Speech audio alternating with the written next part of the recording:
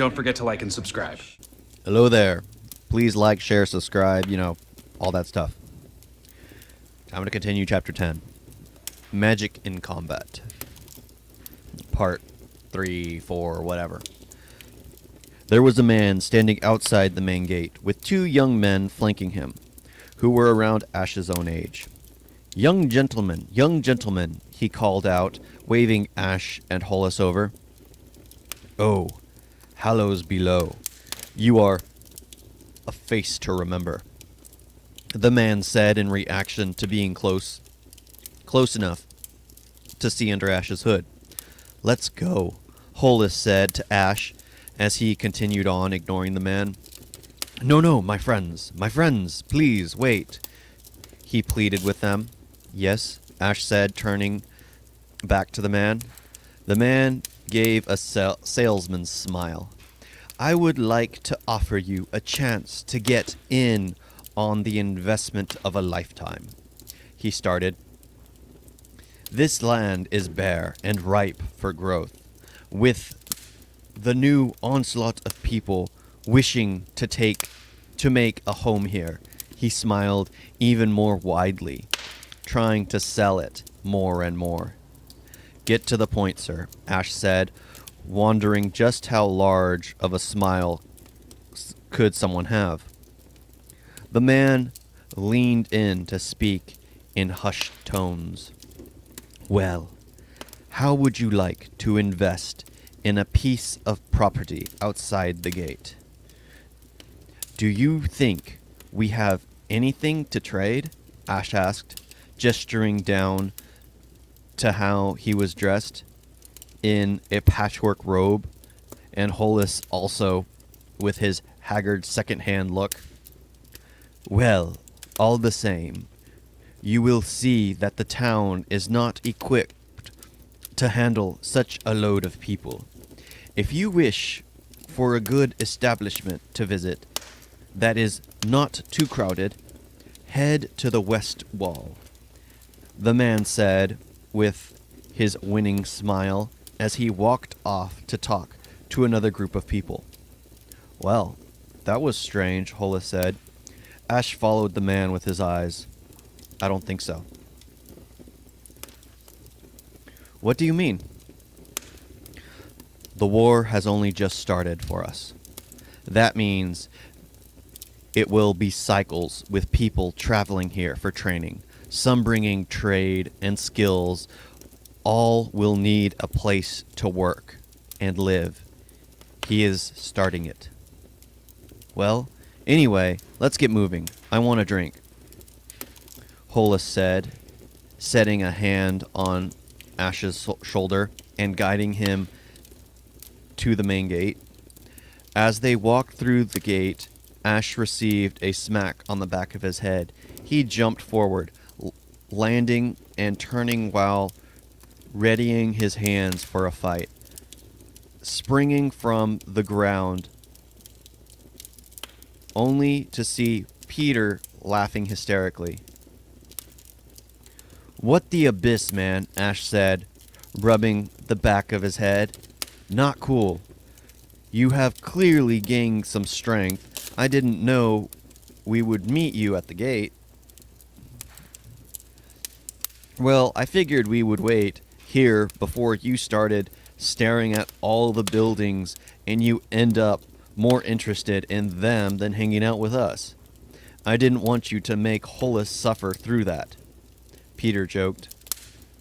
Yes, thank you for that, Hollis said dramatically. They all burst out laughing.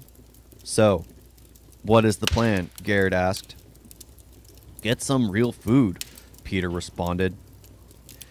They tried to find a place to get some food, but since it was most people's first time to the city, it was sheer chaos. During the week, more recruits kept coming in, adding to the day-to-day confusion. Ash stopped to look at a few of the structures, and they joked with him about it as they grabbed him and forced him along the path with them. After a bit, Peter started to notice how Ash would wear his heavy, dark patchwork robe with the hood up at all times, just trying to hide his face from onlookers. They finally gave up on getting into a place and found a nice, secluded area on the wall, which made Ash excited for the view. They climbed the structure, just sitting and remained there for a good amount of time. Okay, we've got to eat, Garrett finally said. We can't starve ourselves all day. Well, we can go to the west wall, Hollis said. West wall? Inquired Peter. Yeah, some man told us about it when we came in, Ash clarified. And now you tell us about it, after we have been half-starved all day, Garrett said, being the first to get up and head back towards the gate. They walked past all the still busy pubs as they made their way back to the gate. They then turned right along the west wall. A short bit away were a few buildings, which had been completed, others were still in the middle of construction. They saw the one pub in the area, and though it was full, it possibly still had a few tables that could be brought out. You're lucky. This is our last table, the server said as he arranged them a place to sit.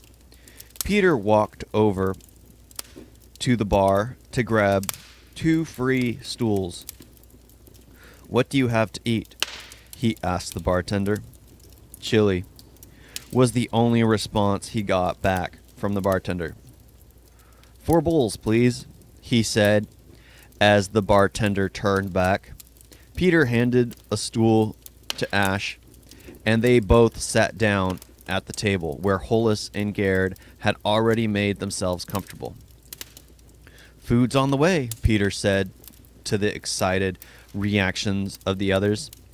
A heavy-set woman soon came over carrying 4 bowls and set them on the table. They all responded with a thank you. Can we get 4 cups of brown here? Hollis asked as she turned back to the kitchen. She walked away without giving a response, but she soon came back with 4 cups and plopped them on the table, sloshing the brown liquid everywhere.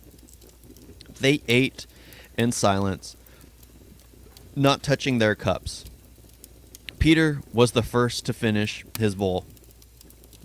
Being from a family who could offer an abundance of food, he had the talent of inhaling it.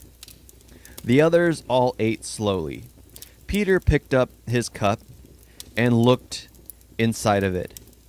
He spun it, watching the brown, then looked up to see all the others staring at him. What?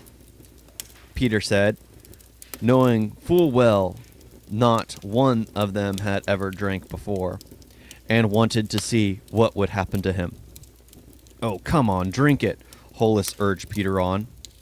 Peter looked at everyone one more time, then gazed at his cup, put it to his lips, and tilted it back, taking a long drink.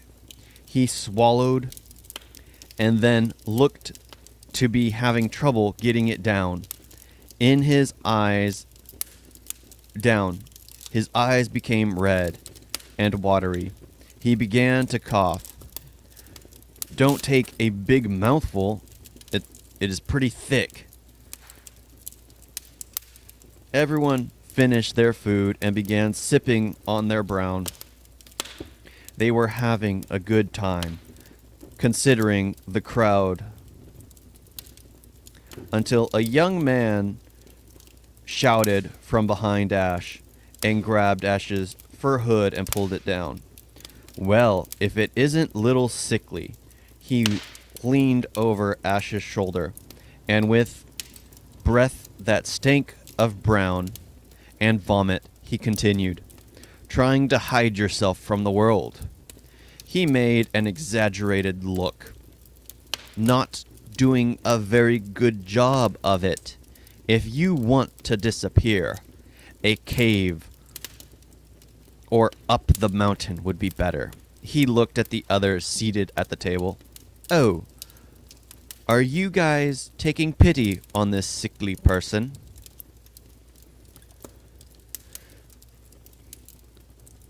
Yep, that's where I'm going to end it right here.